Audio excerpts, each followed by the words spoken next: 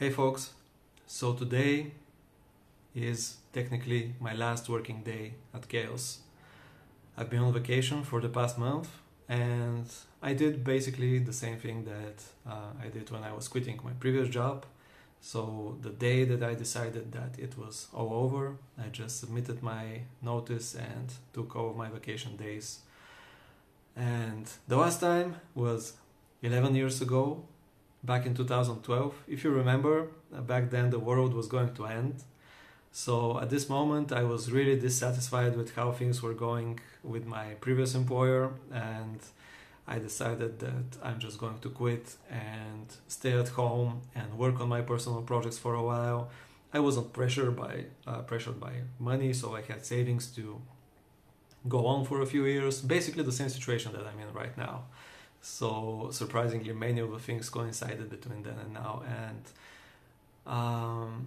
my previous employer was a game development company. I was there for 5 years, and ultimately things built up, and just I couldn't really go on. I was really disillusioned with the whole game development thing. So in the end, when I quit, a colleague wrote in one of the chats that Svetlin Nikolov has left the game. And now, leaving Chaos, there was a colleague from Chaos who said that I've rage quit. So this, when I heard this, it really made me laugh. Again, one more unexpected similarity between how things went then and now. So my previous company, I joined because I really wanted to make games. This was what got me into programming in the first place. So before this I was into classical drawing and writing and singing and stuff like this, so stuff that is really not related to how things are going now. And I wanted to make a game. I had prepared a lot of art for it, I prepared the story, but I needed to be able to code in order to bring it to life and just make it really happen. And I spent a lot of time at home. When I got my first job, it was at this big game development company, and over time there were some good moments, but there were very bad moments as well.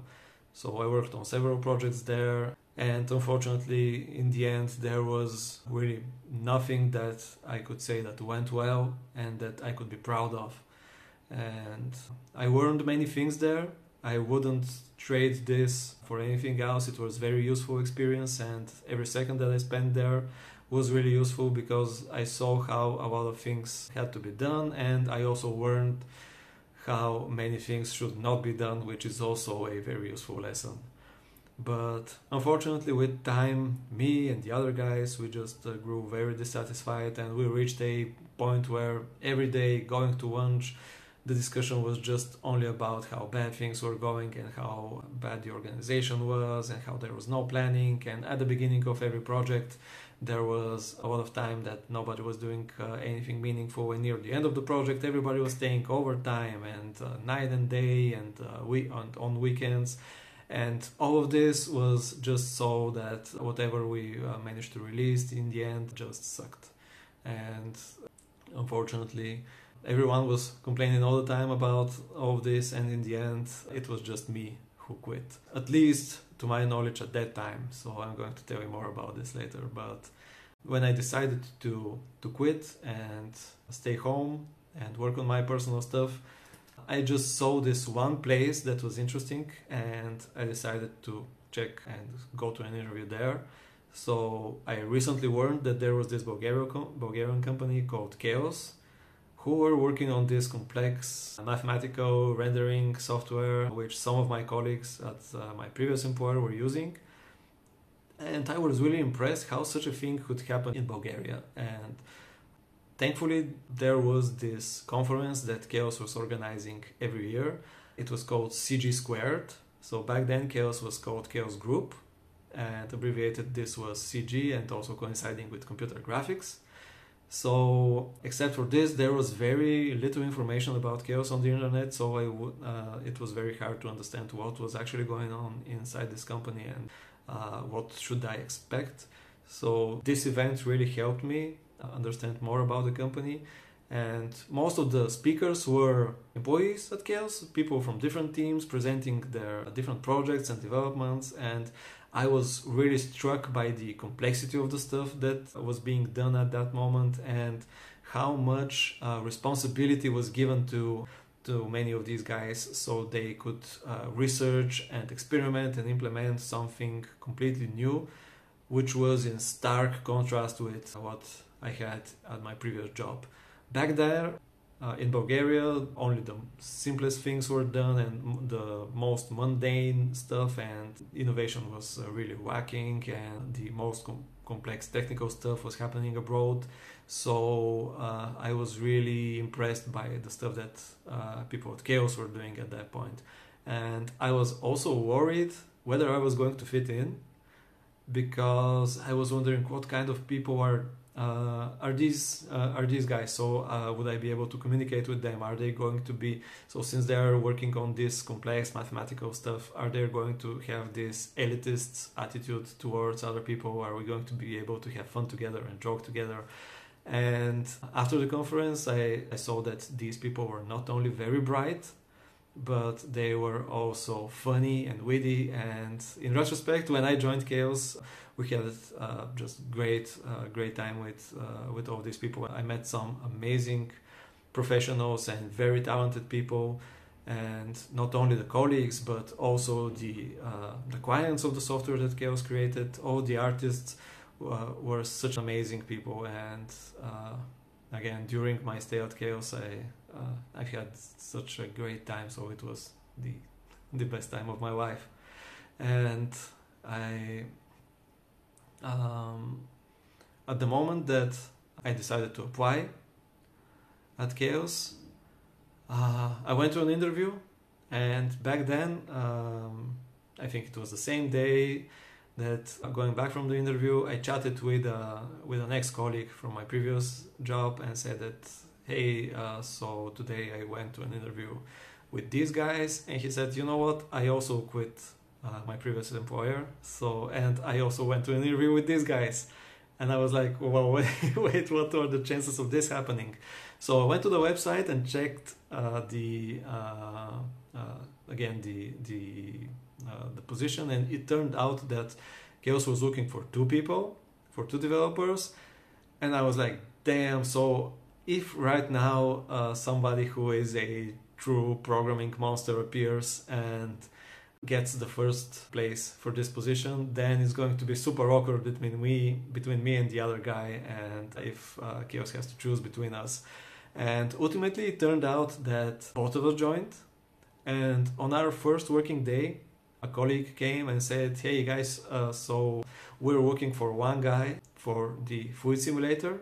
And back at the conference was the first time that I've heard about Phoenix, and there was a presentation about it. And I said, okay, so yeah, this is me. This is what I like to do. And this is how things started with me and Phoenix. So if you have been following Phoenix closely, you know that I am not the original developer. At that time, there were 2 other guys who were already working on Phoenix for Max and Phoenix for Maya, respectively. And with time, they transitioned to other projects. And technically, I became the team lead in 2015.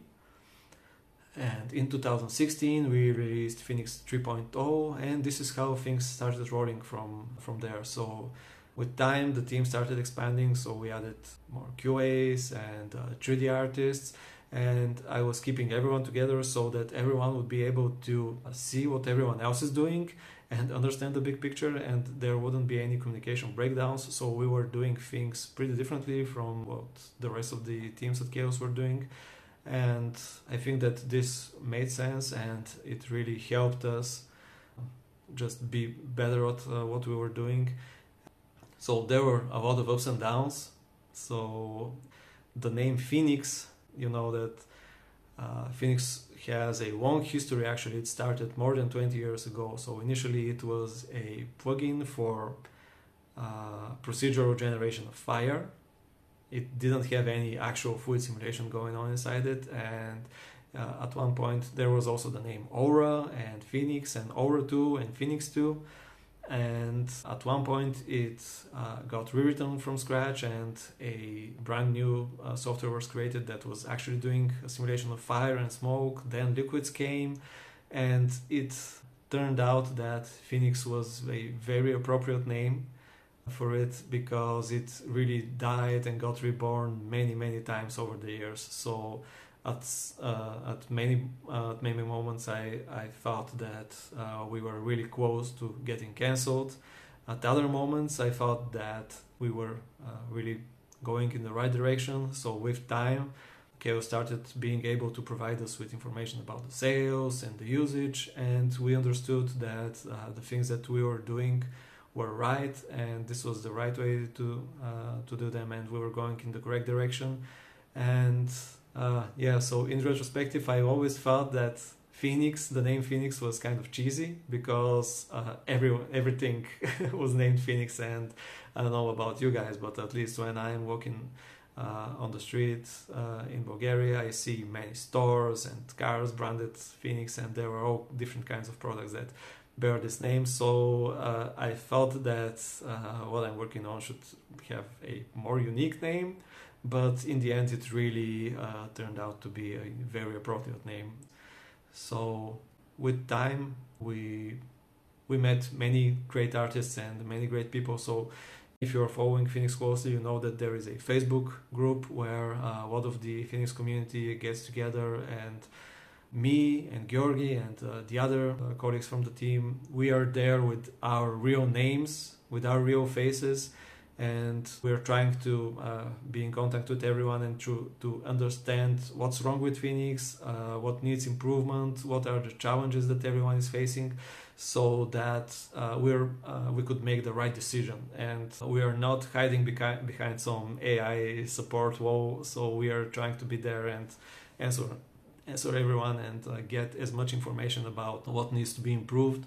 And we're getting messaged constantly over Facebook and Messenger and YouTube comments and personal messages, and Vimeo, which is not a thing anymore, and on LinkedIn and all kinds of channels like Skype and Slack and over email. And all this information is really helping us understand things better, and not just patch different things, but come up with more holistic solutions that are ideally solving many things at the same time. And during my stay at Chaos, I learned about not just about programming, but a lot about how to organize things and how to plan things. And it would make sense to everyone who has been working on large complex projects that we have this long to-do list that we keep crossing things off with time, but over time the list just grows longer anyway. So over the past few years, realistically, most of the things that we've been doing were those kind of functionalities that actually solve several problems at the same time, or alternatively the tasks that were would just take 10 minutes. So of course there has to be a balance between those, and we cannot do just the 10-minute tasks and the complex ones. But it has really taught me many things, and probably this is also valid for other jobs. But with developers, there is this point where, and it's a thing that I've seen in colleagues and in myself, over the years, where you start thinking that you are starting to hit the upper boundary of your technical capabilities, and your technical skills are just getting close to being maxed out. And what I learned with time was that this isn't really possible. And also there is just one additional element to this, that even if you do reach your maximum technical capacity, it's completely valid and possible that all the time you're spending on creating this perfectly beautiful masterpiece of code is then invalidated by having it have bad UX, having been targeted at just the wrong way, and having been named in the wrong way, so that nobody can find this and nobody can use it, and it's just not something that anyone would need. So even if you manage to complete the things that you're doing perfectly, on the technical level, still targeting them appropriately and understanding how to target them really does make a lot of impact. So if you don't do this well, it might reduce basically your capacity to 20% or 10% or even 5% of your full potential. So understanding the bigger picture has always been very important for me, so that I would be able to do the best and just target my attempts the most important areas. So yeah, and this again gave me the opportunity to meet and talk with so many amazing artists, and just to be able to see all of the great stuff that people are doing with our software. So this really gives me this incredible sense of achievement and just being proud of what we did. And again, these moments were the best, some of the best moments in my life.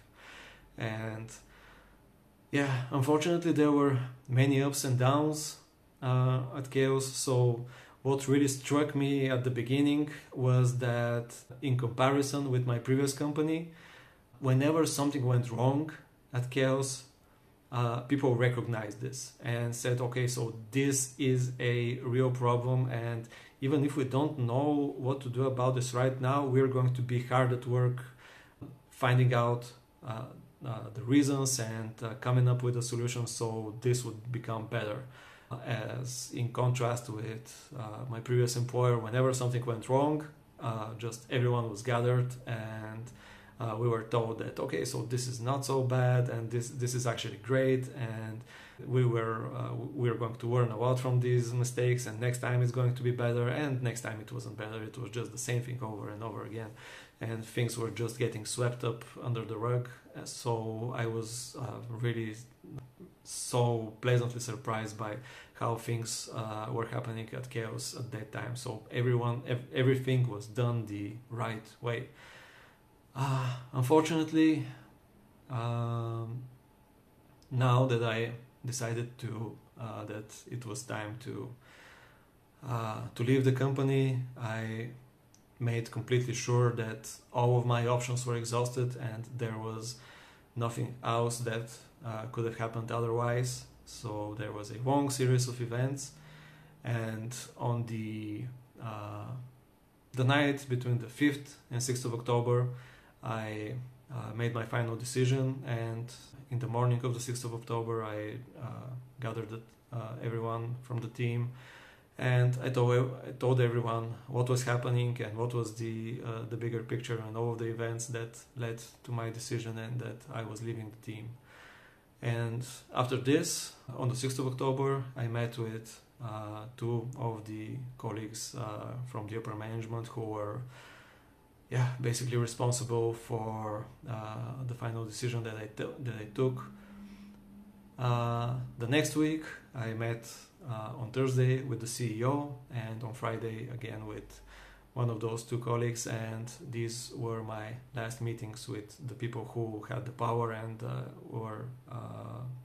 who had the ability to change things. So when we met, I had my doubts. I thought that maybe it was looking worse than it actually really was, and that maybe there was just a series of mistakes, and things could be improved, and I really wanted to understand how these people feel and what were their capabilities and what were their skills. And unfortunately, in the end, these meetings confirmed to me that I have not been wrong in my judgment, and the decision that I made was right.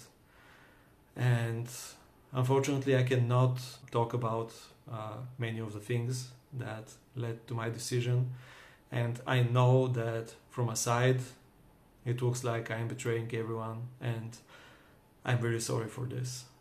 I'm thinking that with time, some of the things that led to my decision would become more obvious, and until then I will be around, and I just want to say that I am so thankful for being able to meet with you guys, and thank you for everything, and thank you for the great times that we had.